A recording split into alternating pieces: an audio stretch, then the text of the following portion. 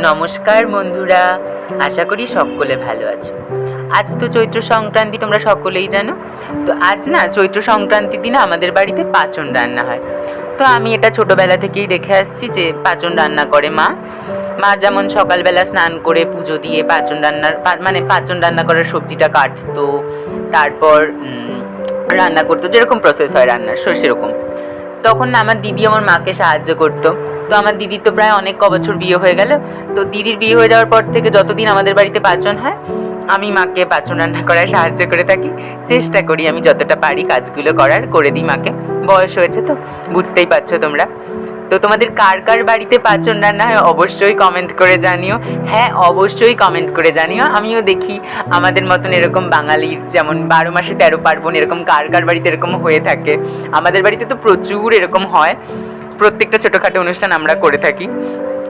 তো আমার ভিডিওটা কেমন লাগলো সেটা অবশ্যই তোমরা জানিও। পাচন রান্না কার কার বাড়িতে হয় এটা তো জানাবেই অবশ্যই। আর তোমাদের যদি মনে হয় পাচন তোমাদের বাড়িতে যদি হয়ও না, মন খারাপ করো না, তো আমাদের বাড়িতে চলে আসতেই পারো, আমি অ্যাড্রেসটা দিয়ে দিতেই পারি। তো সকলকে, কাল বাংলা নববর্ষ পড়ছে, তো সকলকে বাংলা নববর্ষের অগ্রিম অনেক ভালোবাসা, বাংলা নববর্ষের অগ্রিম অনেক শুভেচ্ছা।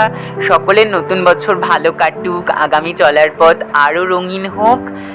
সকলে ভালো থেকো, টাটা।